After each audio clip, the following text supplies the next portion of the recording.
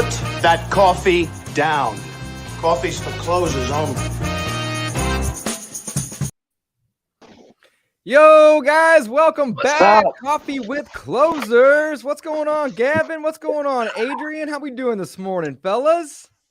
Good, buddy. Wonderful. How are you? How are we?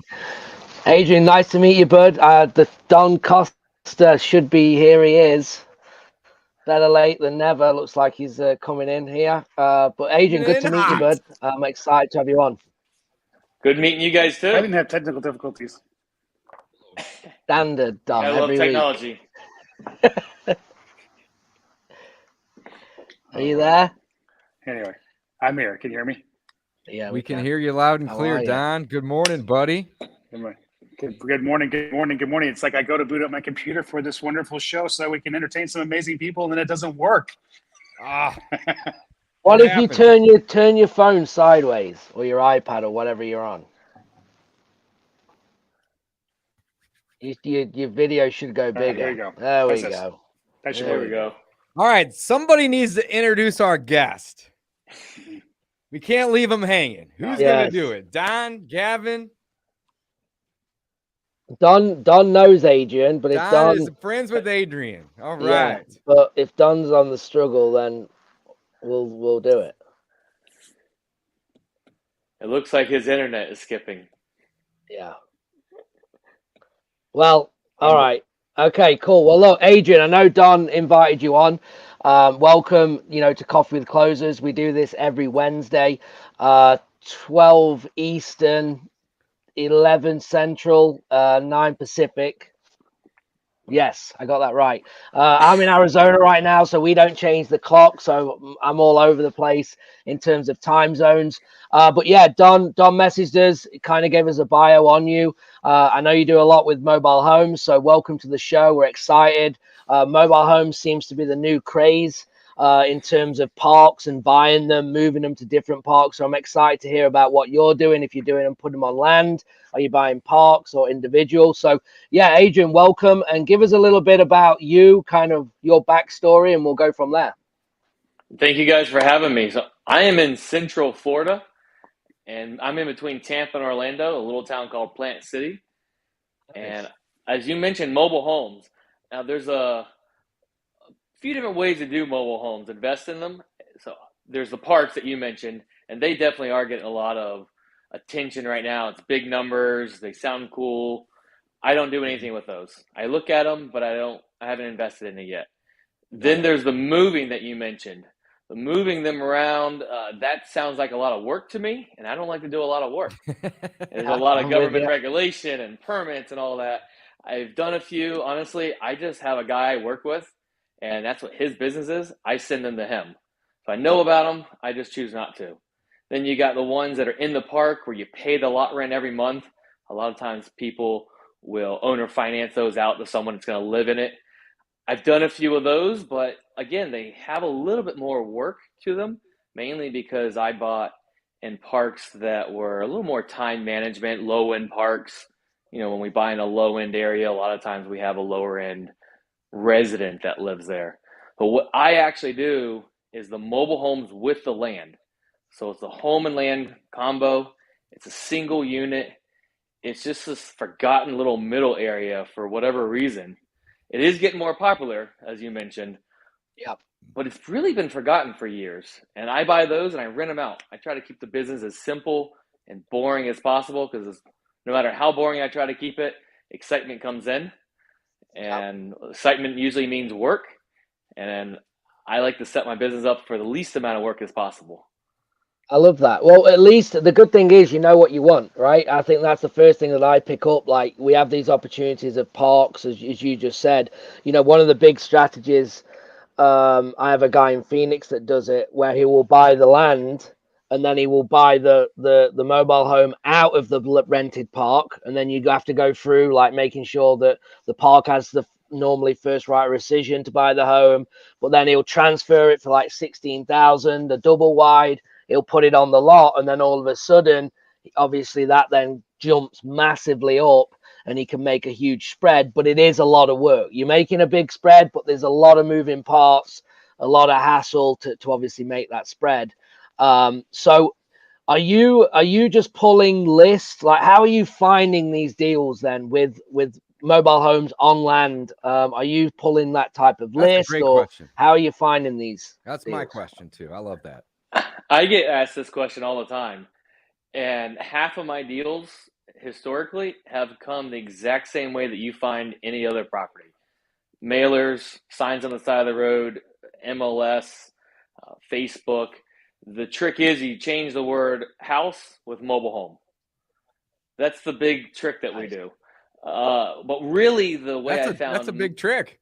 yeah, it's Yeah, wording. You know, we talk about and are words are you important, and posting that's that really ad? important. Sorry, are So you posting that ad?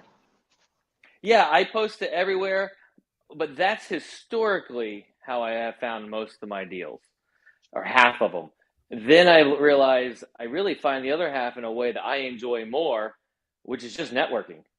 I love to go to real estate groups, meetups. I love continue education, so I've gone to lots of realtor continue education. I'm not licensed, but I go to everything. And so I'm kind of more known for this shirt that says, "My wife buys mobile homes." So basically, I'm always in a neon yellow shirt, Nice. and I stand out, and people remember the shirt. And I go to Yeah. all these, people approach me, and the RIA meetings, I stand up and say, "I buy mobile homes." I always got someone afterwards is like, "You're crazy. Why would you do that?" We got these things called hurricanes here. And if everyone's like, "Oh, they did appreciate," they give me all these reasons why I shouldn't. And I just tell them, "You're right. They're terrible investments. Send me all your leads." Yeah, absolutely. And I pay everyone. I do my best to keep everyone in the deal. I don't care, realtor or not realtor. I do what it takes legally to make sure people get paid. If you get paid, you're going to come to me again. And I want you to come to me again. I want you to get paid for your work. That's really Awesome. how we've gotten all of our deals.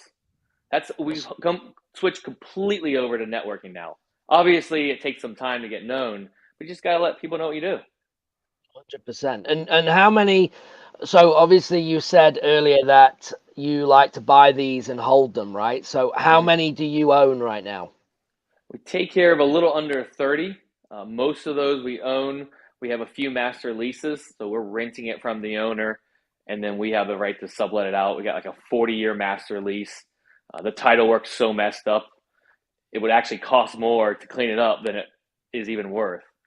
But most of them we own, and we've over the years shifted and sold off of our single family homes and bought mobile homes. It's really because of the cash flow. Wow, that's amazing. So you're not able to use depreciation on these mobile homes, are you? Because you can't depreciate the land, and it's not really mobile home isn't necessarily real property or a fixture, is it? Or is it? I don't know. I'm asking. This is the second time today I've actually had this question, and I haven't had it before that. So it's crazy. You must be teaming up with other people. I'm pretty sure my CPA is able to depreciate the actual home. This is tax season, so I'm not going to send him that question. But I'd love to follow up in May whenever I do. But I'm pretty sure that's what he does. I pay him for a reason. He knows that law better than me. But you're right. The land we can't depreciate. And a lot of the older ones, and I say older, I buy a lot of 1960s and 70s. Like a newest one I've ever bought in 1997, and people think that that's old. Those 60s and 70s, there's virtually no value in the home. So it's all land. So yeah, you're right. We get very little depreciation compared to the single family world. Which is fine. You don't necessarily need it. I was just curious if that was something that was, part of the game or not. It seems to me like it's a cash flow play. It is a cash flow. And so I started out wanting everything, a little bit of depreciation, some appreciation, equity, cash flow, all pieces of the puzzle. When I was kind of opened my eyes through one of my coaches, what I wanted at that moment in my life was cash flow. If I get a lot more cash flow, it actually outweighs the depreciation. It can outweigh all the other pieces. Sure. And what I needed at that moment was cash flow to eat, to travel, to pay my own house, to do whatever I want, to buy the equipment that we're on right now. So that's what I focused on. Nice. How long you been in real estate? I started about 20 years ago, as a terrible, terrible tenant. I was the guy that had mud wrestling parties and pudding wrestling parties and spaghetti wrestling parties, all these things in the houses, got tons of eviction notices. And then I got evicted and had a family member who was a mortgage broker. He said, buy a place. I just signed a piece of paper. And 20 years ago is when the banks gave you a house. They didn't really ask any questions, and they didn't even ask for money. So I bought a house and moved all my friends in that helped me get evicted. It worked out pretty well. I mean, I lived for free, and I was like, this is cool. But I also learned this is what the landlord dealt with, and now I understand why he was upset.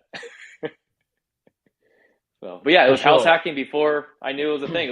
It was a little ignorance, honestly. I knew enough and trusted my family member, and just like, yeah, I'll try it. What's the worst that can happen? I think too many of us, and I get caught up in this sometimes, get into that analysis paralysis or just knowing so much. Now we don't take action because we found too many things wrong. When if we're a problem solver, we just buy it and then figure out the problem as we go. Ask for help. Oh, awesome. So you mentioned earlier about half of the leads that you're generating come from the same marketing that the rest of us are essentially doing. You're just changing it from home or apartment building to mobile home, right? What's the other half of the marketing that's being done to generate these leads? It's the networking. And I put networking as a pretty broad, like I mentioned, going to the meetings, but if you look at me on Facebook, it is pretty rare I don't have a bright yellow shirt on.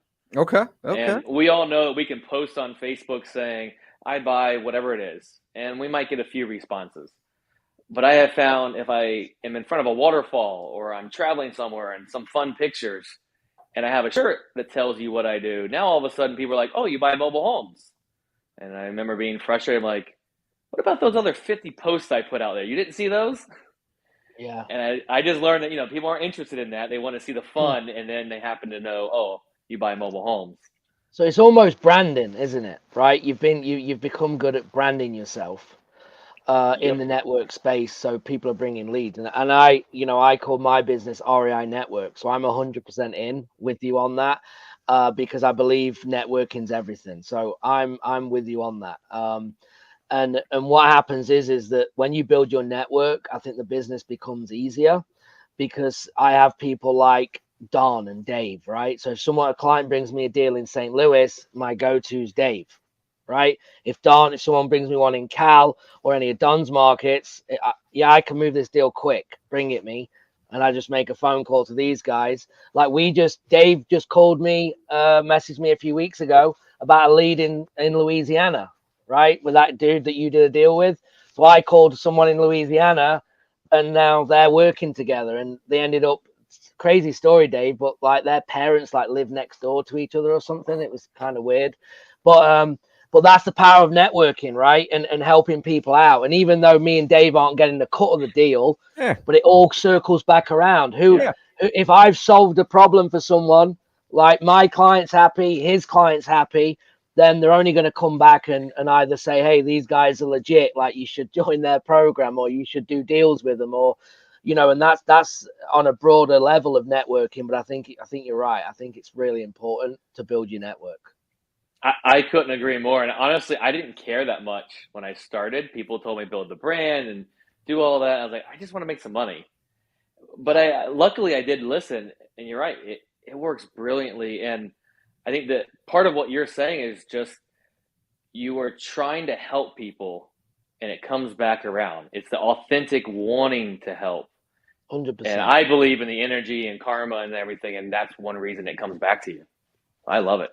I couldn't agree more. Yeah, if you go in, I think this is important for everyone, like going into even talking to the sellers, right? It's not about you. It's never about you. It's not how much money you can make or how you're going to make money in this deal. It's can you solve the problem of the seller? If you solve the problem, you will be paid, right? Because it will work. And it's just that right mindset of leading in. And I think a lot of us want to just go in and go, how do I make money in this deal? Right? You can't. How can I solve this seller's problem? And if there's not a problem, then they're not motivated, then you can't solve it. You go on to the next one. And that's just reality. So what you're saying is we're really real estate problem solvers. Absolutely. Property Solutions Company. Oh yeah, I love that. Yes. It's another good way to word it. I love it. Yeah. Property Exactly. So Solutions Company. That's a great way to word it, Gavin. yeah, I normally use that one. I have a question. So you said about the cash flow is great. What are we looking at? What are you cash flowing on these units on average? So we have had some appreciation in the last few years. So I'm going to give you kind of two different scenarios. So we got the 60s and 70s. Those are old, and not only old by a year. 1976 is when the federal government said we actually have some regulation of what you have to put into these, because before that it was kind of toothpicks. When you look at the real old ones prior than 76, they're very good cash flow because you have higher risk. So we'll look at some I bought in 2019. I was buying them all in really for 35,000, and that's the home, the little bit of rehab, and the closing cost, And the land. and then The land. and the land. Yes, thank you, and the land, and then I'd rent them out for $750 a month. So we don't really need a calculator to realize that's good enough. Yeah. For sure. Now, That's those 2% have rule gone right there. 2%. Yeah. Yeah. they have gone up in value since then, but you're still able to find them, at least around me. And remember, I'm in the rural areas a little bit more, where people value the land and the privacy more than what home they're in. I know people still getting pretty similar numbers in some downtown areas, downtown St. Pete. 3 months ago, a guy bought very similar numbers. I couldn't believe it. I told him if that was my buying area, I'd be all over it. Now, I've also bought some 1997s recently. All in, we'll just say around 100, 105,000. And it's an acre of land. So I have more land. I have a stronger, newer structure. So I have a better asset there, newer roof, newer AC. I actually have an AC. So those old ones, a lot of times we just have window units. That should rent about 1,800. So again, we don't need a calculator to figure out that's good enough. Yeah. And part of it for me is those newer ones are going to be less problems, and the land is in the path of progress a little bit more, and I have a bigger piece of land. So my lotto ticket, I call that land, is a developer is going to come and cash me out one day. But until then, I have cash flow. Absolutely. Are you lease optioning any of these properties, or selling any of these properties, or owner financing any of these properties, or is everything just for rent? Yes and no. That 1997 on the acre of land, that is just for rent. I am keeping that land. The 1965 that's on a dirt road, off of a dirt road, that's true handyman special, needs some work, it's going to be a lot of maintenance and time. That one I am doing a rent to own, lease option, however you want to call the program. I do it there because I don't want to own the property long term, and I also don't want the headache in management. Remember, I mentioned I don't love to do tons and tons of work, so I set the business up as best as I can to let someone else do most of the work. So, now, when I was in major growth phase, I bought whatever because I needed to buy. I bought what I could afford. I took care of it. I was out there all the time. But now we're kind of trading up, getting rid of some of the more time maintenance headache, and into, I'd say, some less cash flow ROI, but better assets that require less time, which really will probably save us some money as well. When you're buying these, how does it look like in terms of like refinancing? So let's say you buy one for 105. Like, what are you doing with that? Are you bringing in private money? You're taking it down? Are you refining back out? Like, what does all that look like? For the most part, banks do not like mobile homes. Now, in 1997, you could go to a small community bank or a credit union and talk to them. I know there are some around me that would finance that to a homeowner and most likely an investor. They do have a little bit stricter guidelines. I don't use banks. I'm pretty happy now that I don't. I like people. I get more fulfilled by paying you a little bit more than the bank pays or charges me. It just feels better when I write that check. So I use private money. And I've also found that owner financing is not as hard with mobiles. When I used to go after a lot of that in the single family world, I got a lot of rejection saying, well, why don't you just go to a bank? And there really wasn't a great answer besides, hey, I'm not bankable anymore. And that didn't work. Yeah. But mobile homes, a lot of people understand that they are not financeable by a bank. And a lot of the owners bought with owner financing. So it's not this brand new topic. And the other little hack is I don't use the word owner financing. I use the term payments because payments sounds simpler and payments doesn't sound like it has interest. And I like to start at 0% as my starting number, or not even bringing up interest. And I've gotten a few principal only payments by doing that. Nice. Yeah. I think that's it, because we are, again, coffee with closers. I think that's a little nugget there that I agree with. Anyone doing creative finance, you never bring up objections yourself, which most people will do, right? They will say, well, how much money do you want down? Well, what interest rate do you want? Well, guess what? Now they want money down, and now they want an interest rate. So good job. Yeah, great point. Yeah. I think you saying that payments is important. Go on, Don. I was just saying, I like that. That's a gem. You know, I've caught myself saying, "Would you own or carry?" and then having the seller go, "What is that?" You know, instead of, "Hey, you know what? I can give you more money if you're willing to take payments." Just keep it simple. That's a gem. Simple, 100%. Yeah, just wanted to point that one out for everybody because that was a little gold one for you. Awesome. So that's how you're doing it. So anyway, so you're doing some on owner finance, but the ones that you are buying cash, is it just your money, or do you have you been raising money to kind of give an investor a return on their money? Yeah, so I am not afraid to use my own cash. I know a lot of people in today's world are. I enjoy having some free and clear properties. I honestly look at those as a way I can get cash by the end of the week. I have a lot of private money friends. And if I need the money, I know I can have money literally by the end of the week. Today's Wednesday. I can probably have $30,000, no questions asked, by the end of the week on just one property. But I do use a lot of private money as well. Honestly, I do a lot of interest only just because I like cash flow. And I'm buying at the right numbers. I'm not really scared of the balloon, because to me, the balloon and a payment going out without a payment coming in, those are the scary parts of debt. I'm not as worried about the balloon because I'm buying at a really good LTV, or even the rent ratio so $525 is my payment on the property that we just bought that's going to rent for $1,800. Those are pretty solid numbers. Hell yeah. And a private money investor just on that alone should feel secure, regardless of what it's worth. Now, I've also done in the past, especially in my growth time, I did some performance-based notes. Now, you got to find the right asset class to be able to do that in, because you got to make a little higher return. But when I mentioned I was buying them at $30,000, $35,000 all in, I would offer to you, Gavin, hey, this is a $35,000 buy-in. For the next 5 years, you're going to get half of all the net rent. And in 5 years, I'm going to give you your $30,000 back.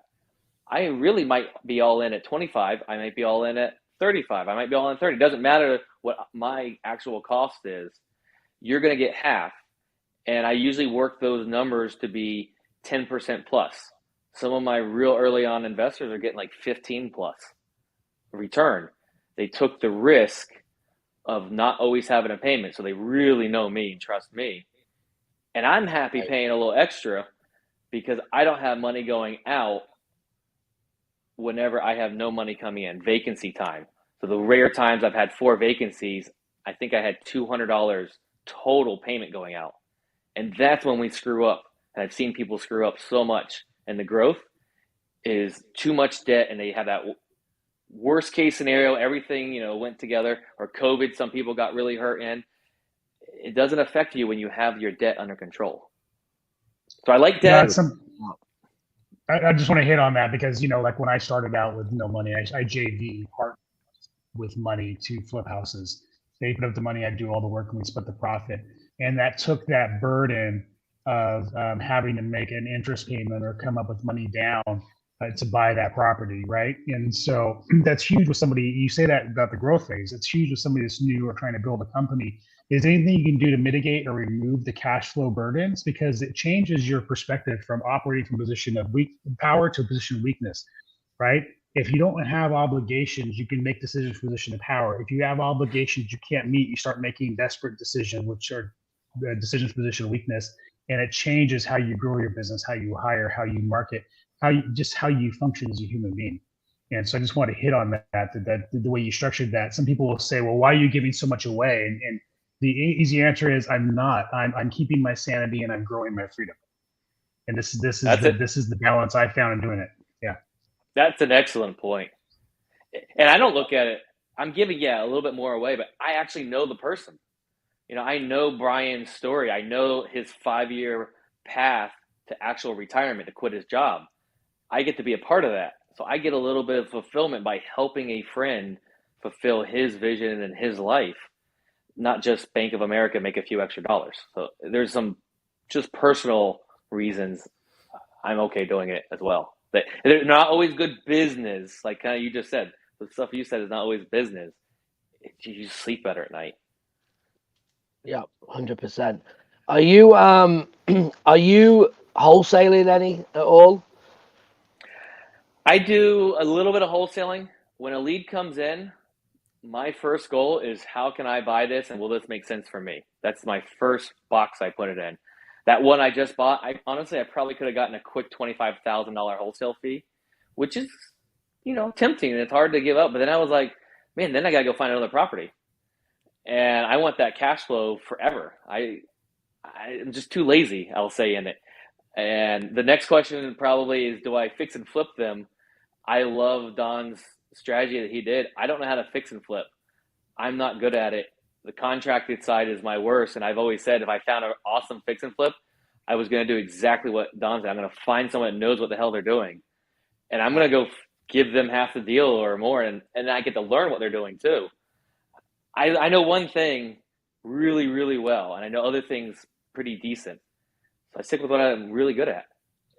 I think that's huge. Again, it's a massive takeaway for everybody listening and watching right now is that there's one thing, and I've only met you for the first time in the last 30 minutes, but you do know exactly what you want. And I think that's huge, right? You know what you're good at. You play to your strengths, okay? And you don't play to your weaknesses. So you don't do the things that you're not strong at, or you go and source, like you just said, source the person that knows what they're doing, bring them into JV, which is really smart, because guess what happens with the influence of the social media, right? You've got, let's say, 3 of us here that have 3 different models, and then someone comes in watching and they want to do all of them. They want to be great at everything. And the reality is you can't be great at everything, right? You can't even be good at everything. So you got to dominate one thing before you can build to the next. You need to outsource the thing that you're great at and get it working before you then build the next thing. So I think there's a massive takeaway for everyone listening to say, to really focus on like what it is you want, I think, in life and in business, and then focus on doing that and forget all the shiny objects, because I see a lot of you talk like, even I'm going, oh, you could do this, you could do that. Well, why don't you do that? And it's because the opportunity as an entrepreneur is that you're always looking for them things. But I think what's unique about you is that you're like, no, I'm in my lane, I'm staying in my lane, and I'm going to dominate where I'm at. And I think that's great. Zach Childress says, clarity is missing in life when you are trying to do everything. And man, that is so incredibly true. Guys, I literally just had a meeting with my business partner like an hour ago, and I'm like, I feel like I'm spread so thin. And he's like, same, like, let's bring it back. So we're going to, try to focus on doing just that. Can't agree more with you guys, as well as a good friend of Zach of ours here. So I'm loving that, guys. Makes perfect sense. Absolutely. And I usually get the rebuttal back is, well, what about diversifying? It's a healthy thing to do. And I have recently diversified in a passive way. I put some money in a storage facility with people I know, like, and trust. I own 3.35% of a storage facility. I get a check every quarter and a K1. I don't have to know much more than that, except for I've seen their business for years and years and years. Yeah, and I make great money. Don't want to end up jack of all trades, as well as a master of none at the same time. I mean, that's typically what happens. So 100%. Love it. I love it. Hey, Rachel's got a question for you, Adrian. How do you structure a JV with a buy and hold property? Or maybe not necessarily for Adrian, but great question. Adrian, give it a shot. I like to do it where I actually retain all the ownership because I like control. And I think a lot of us investors do. So I retain full ownership and then I give a mortgage, either securing the JV agreement or I would prefer to secure a performance-based note. They really are pretty much the same thing, depends on just a few different word differences. But honestly, when I called a performance-based note, it started out as a JV agreement, and I was corrected, do it as a performance-based note.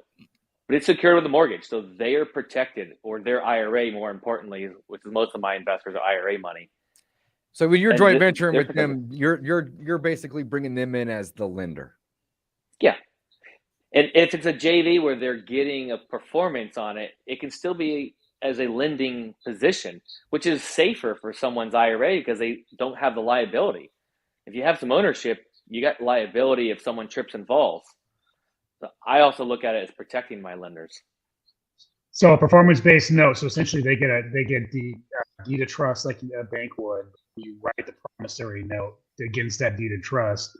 It's stating on how they get paid, which is based on the performance of the property. Exactly. Okay. Love it.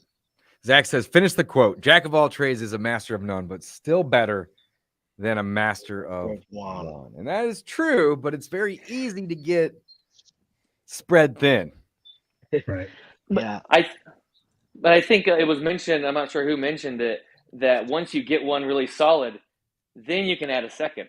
And you get that real solid, then you can add a third. Yeah. Okay, yeah.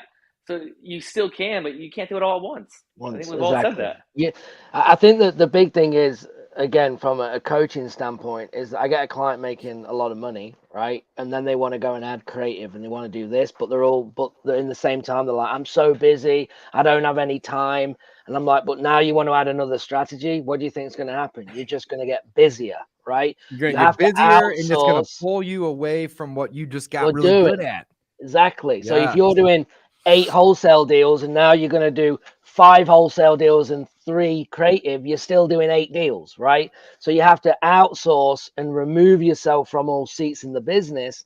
Then you use your time to build the next thing. That's how I would personally do it. Agreed. I love that. I think that's so incredibly important.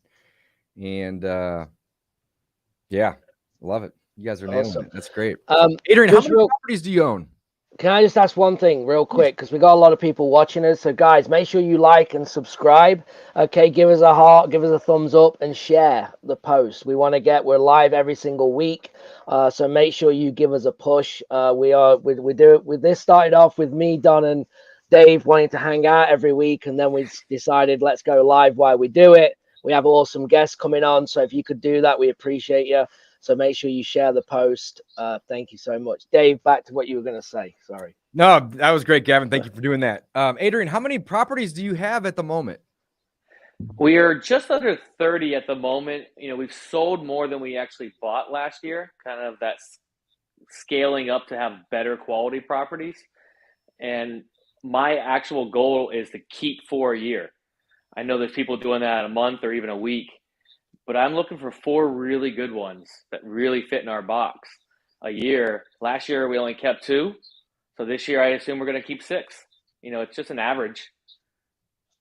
Yeah. Man, Zach, you are filled with gold nuggets, my friend. We need to get Zach on. Let's get him on next week. Zach. I said where they will grow. Planting too many seeds in too many areas makes it hard to nurture the right seeds. Man, that is so true. We got to get Zach on the show. He's a great guy. Yeah. So 4 a year is the goal for the holds, Adrian. Yeah. But you're buying more than that in a year typically, right? So it depends. I actually got myself distracted with the wholesale numbers 3 years ago. I wanted to double my wholesale and all this stuff, and it took me away. I mean, this is what we just talked about. I learned my lesson again the hard way. It wasn't the first time I had learned that lesson the hard way. So now I focus on that. This year, we're actually, besides focusing on buying properties, it's a lot about being more efficient, outsourcing, automating, eliminating stuff that we're not even using. I did bring on an office manager last year. I never thought I would do that. Never thought I'd have an actual employee. I just thought I'd have a maybe part-time, and she's now been with me 5 years. and she really runs the day to day because Awesome. I'm more the Imagineer that jumps around and loves getting on here and talking and goes to meetings. And when it comes to a checklist to make sure we did everything, it's painful for me. And she's great at that. So we're really making the business more of efficient. So actually a business, not the fact that we just go and buy real estate and do real estate, which is a hard thing for a lot of the investors to understand, that this can be a business. And if you treat it that way, we're doing both. And then I've been just speaking and teaching. I mean, that is a lot of fun. That's more of my unique genius zone. And I couldn't go and do that without the right person taking care of the day to day and the right system. So then she's not even overworked, because I don't want her working 40 hours. I want her to be less, because it's part of my vision. Right. I'm not just going to go dump on someone else.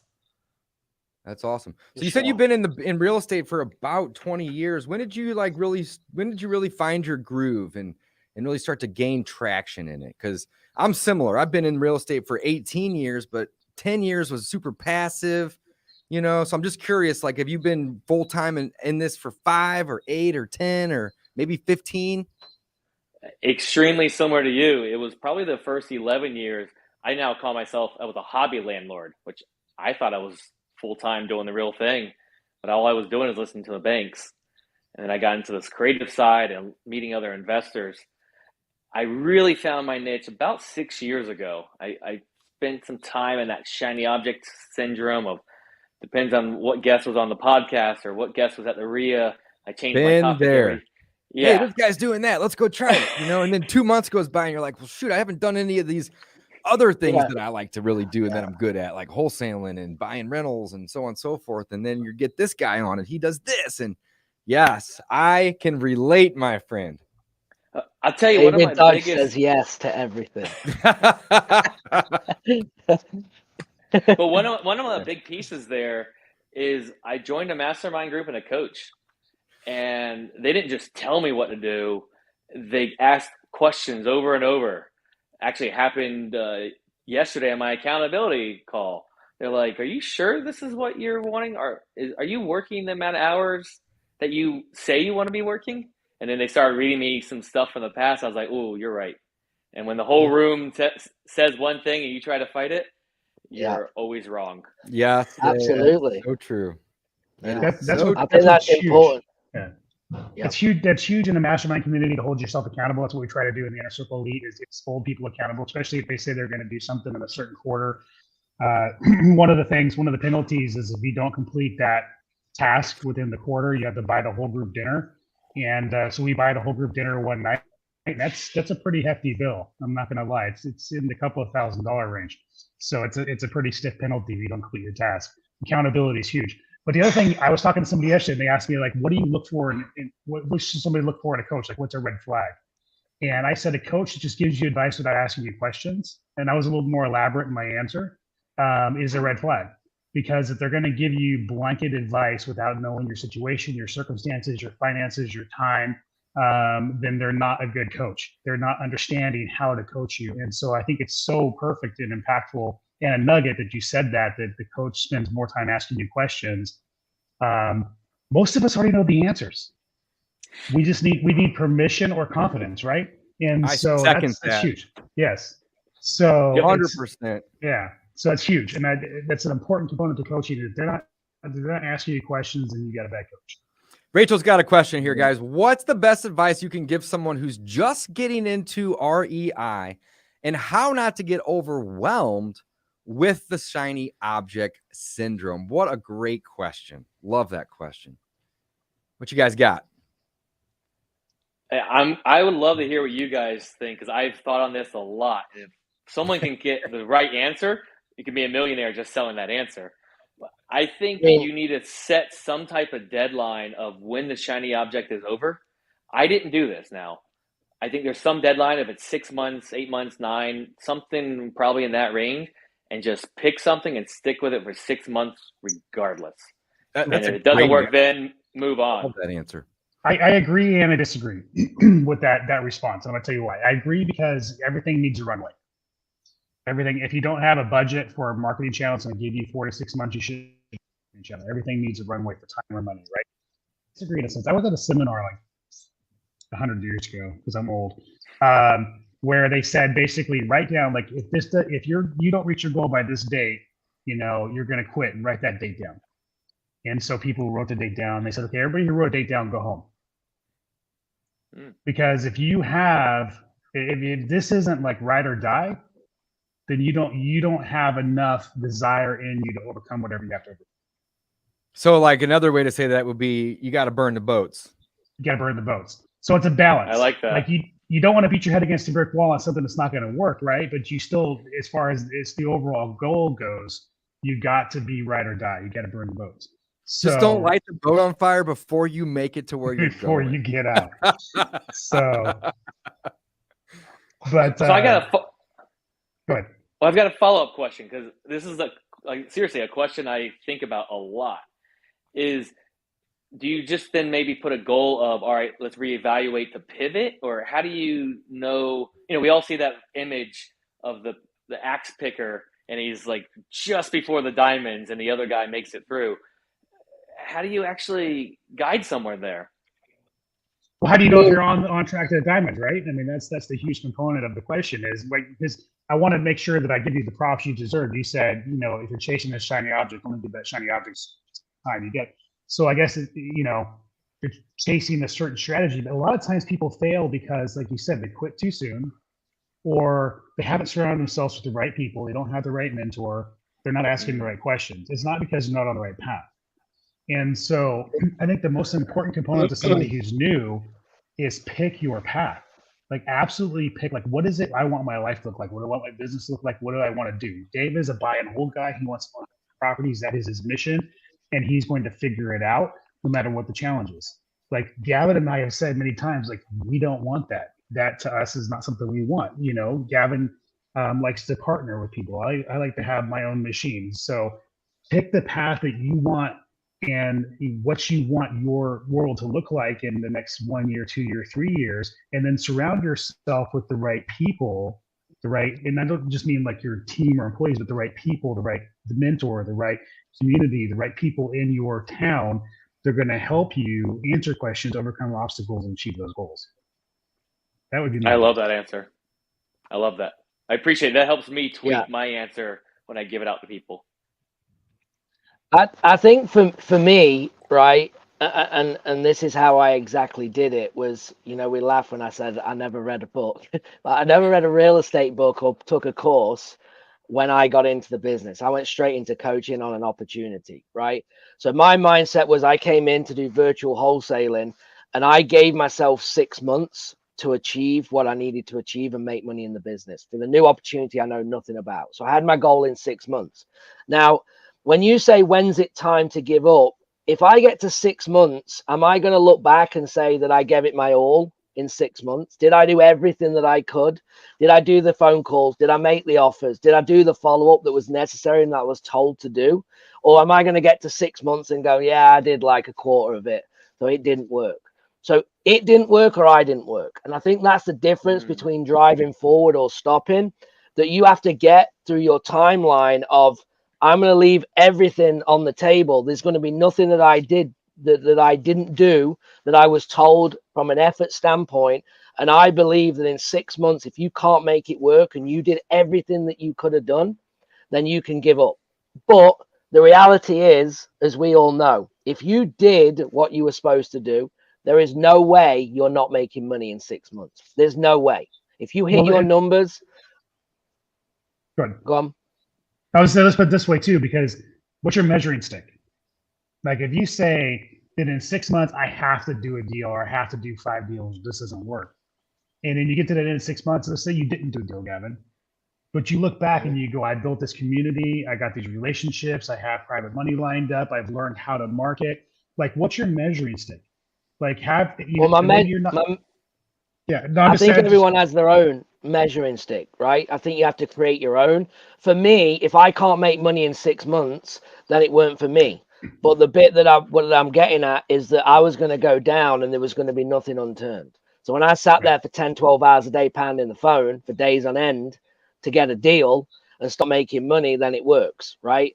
And I obviously proved that a lot faster than 6 months. But that's what I'm talking about. I would have done that for 6 months without stopping. And I would have gone, look, I did 10, 12 hours a day, 5 days a week. I never missed a beat. I made offers. I followed up. I did everything that I was told to do in this course. And I can't make it work. I can't financially survive any longer. But I was willing to go all in, no money, 6 months to make it work. And that's the commitment on one thing. So my shiny objects became when I was more successful. And then I start networking. And then that's when the shiny objects today are harder for me than it was when I started. And I think you need to expand a little bit on. Sorry, I was just going to say expand a little bit on what Don said of what are you measuring. I got caught up, and I think a lot of people get caught up on measuring how many deals we did, when the only thing we can really control is how many offers we gave. You can't control if someone will sell you a property. You can influence it. And also, I've never bought a property without giving an offer. So I can completely 100%. control that. And I have a rule. If I go to the property, they are getting an offer. Even if I screwed up somehow and my offer is 20% of what they are asking, they are getting it. I will not go to a property and not leave an offer, because that's all I can control. The amount of offers we make in this business correlates to how many deals we're going to do or how much money we're going to make. And I see that so often with, individuals that are brand new to the business, and I'll talk to them. And, I've even heard some people recently, oh, I've been full-time at this for 3 weeks or 5 weeks or 6 weeks, not a crazy long time, but, a few weeks, if not a month or two. And they're like, oh yeah, I quit my job a couple weeks or months ago and I'm full-time into real estate. And the first question I typically ask them is, how many offers have you made? And that right there will typically, the answer to that question, from my experience, will tell you if they're serious or not. And I talked to a girl the other day, and she was 6 weeks in, full-time real estate, quit her job to do this. How many offers have you made was the question that I asked her, and she said none. And my rebuttal to her is okay, cool. You're in the learning phase. Start making offers right away, because if you don't make any offers, you're not going to have anything under contract. And having properties under contract is like having inventory on your shelves. Walmart's not going to make any money if the shelves are empty. You got to have inventory, and I can't agree more with what you just said, Adrian. That was great. Yeah. David, someone asked me exactly how you did, and that's what really changed my buying. When they asked me that, I went home and printed up every week of the year, so 52. And then I had a little blank, and that was how many offers I made that week. And my wife could look there and see if I put a 0, a 5, whatever. And believe it or not, last year that I only bought 2 was one of my lowest offer years ever. It's not a surprise, is it? Absolutely no. I didn't do my job. You're exactly right. I mean, it's a fact, isn't it? Right? It's a fact that if you don't make an offer, you can't do a deal. It's just it's a fact. So you have to, and that's where, when I was saying about the calls and the offers and the follow-up, because that's what you're measuring, is hitting them numbers to get deals done. And it becomes harder. There's so many more people in real estate now, and it's so competitive, and people are whining. Well, just be the best at what you do. Just do more, make more offers. You have to level up if you want to come out on top. And I think a lot of people sometimes, when we talk about that word overwhelm, I think overwhelm, in my opinion, is a choice. We choose to get overwhelmed. What does that mean? Is because we take on too much information at one go, right? And we can become overwhelmed. So just think, like, we're in masterminds sometimes, right? And we'll have speakers. We might have 6 speakers in a day.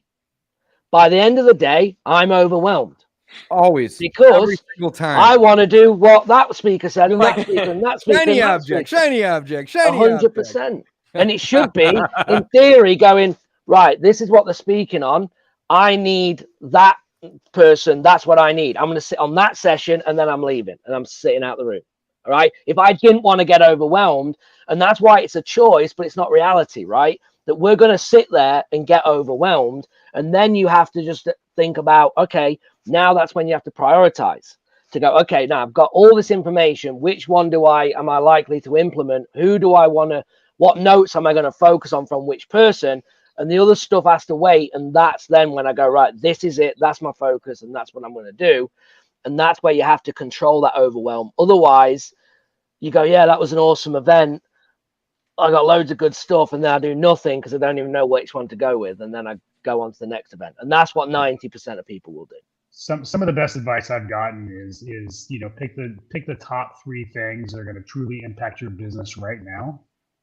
Yep. And those are the things you need to focus on when you go back, because it's like drinking from a fire hose. Even for any of us to go to masterminds, we even those of us have been in this for a while. So, and that's extremely important. That's why fundamentally knowing what business you want is so important before you walk into one of these trainings, so that you're not pulled in 50 different directions. I like to look at what do I want to get out of this? Who do I want to talk to? And what relationships do I want to build? And then let's go have fun with Dave and Gavin. And that's how I plan my trips. I love it. Don, remember when I remember whenever Mitch Stevens sat in one time down in San Antonio? For he was there for like 4 or 5 hours, and then he gets up and I'm like, hey, where are you going? He's like, I got what I came for. And I was like, what? And he's like, yeah, because if I stay here for 2 more days, I'm going to get overwhelmed. And I was like, man, that was money right there. Love that guy. I love that mindset. But I want to just expand on this for a second. When I started doing, going to these events and mastermind groups and, 1 and 2 day, little things here and there. I remember I used to come home with 30 pages of notes. And guess how often I would go back and look at those notes? Like rarely ever, right? And I was so focused on trying to learn and take notes on all these things that the implementation on any of the things that I learned wouldn't be there. So now when I go to these events, I purposely force myself not to take notes, because I know that most of the things are shiny objects, and it's great to hear different perspectives and different things that are happening and how people are getting creative and making money and doing deals. But at the end of the day, more is not more. Less is more, right? Yep. And at this point, I don't take notes. And again, I'm trying to be more like our buddy Mitch. Steven, Adrian, I don't know if you know Mitch or not. Awesome human. Love this guy to death. Amazing guy. But I want to be more and more like Mitch, because Mitch, he's very, very focused. So now when I go to the events, I'm like, all right, I'm looking for 1 or 2 things that are actionable that I don't need to write down, that I'm going to take away from this group. And maybe I get it in the first 2 hours. Maybe I get it in the last 2 hours, right? But I'm no longer taking crazy, crazy amounts of notes, because it leads to analysis paralysis. It leads to shiny object syndrome. It leads to being spread thin, and it's pulling you away from the core focus in your business. Love it. Interesting. I do something in the middle, which you have me thinking of. Maybe I'll try that out one time to go. I take notes, and then at the very end, we go over what's your 1, 2, 3 at the most smart takeaway action items, and you're committing to. So it kind of forces me to review my notes and choose. But I think there's a lot of power in what I don't think I know there's a lot of power in what you're saying. I have FOMO a little bit, and I don't want to leave early. See, I do too. I'll be honest, man. But what I've found is I have probably, I'm not even exaggerating, I have 25 binders, because I keep them all typically, right? I go to an event, they give you a binder. It may have 5 pages in it. It may have 45 pages in it. And I'm often taking notes either in that binder or on another pad.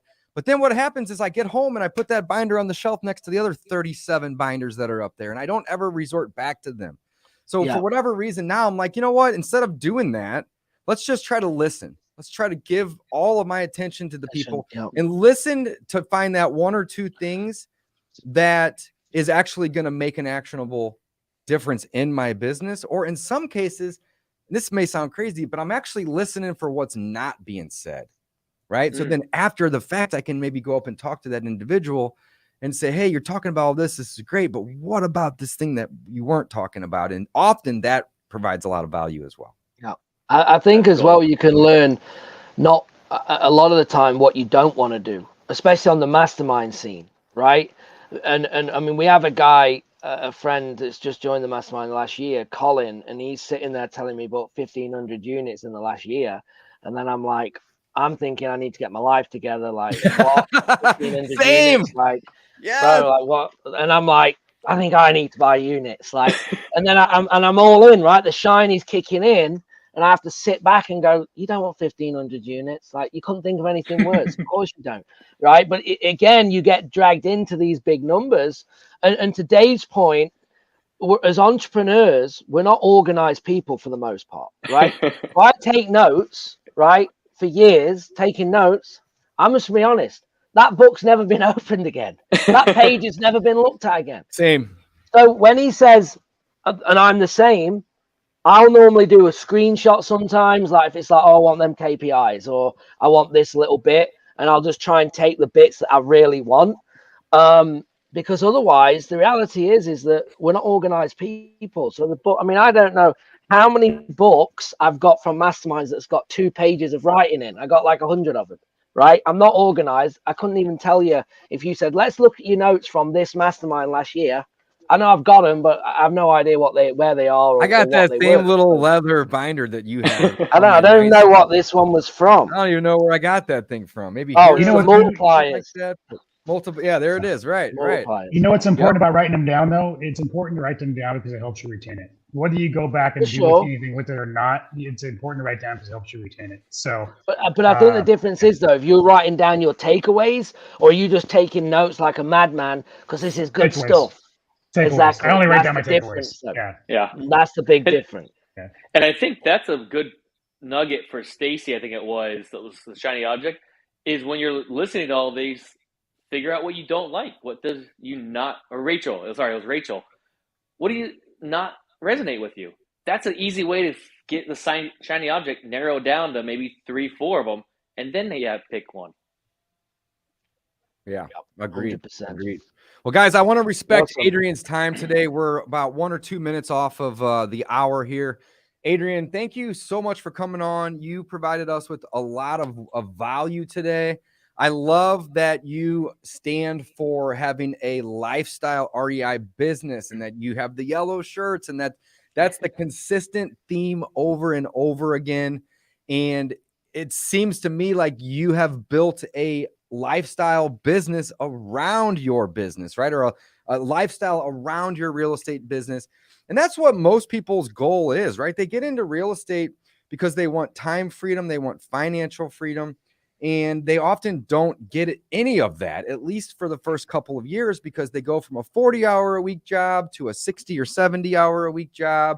And, you know, it kind of, they get the blinders put on, and you found a way to make a lifestyle out of your real estate investing endeavors. And to that, I salute you and take my hat off, my friend. That is awesome. So I appreciate that. That is a lot of my reason for doing this and speaking and sharing is because I want to get that point across. So I really, really appreciate that. That's what came across and you noticed.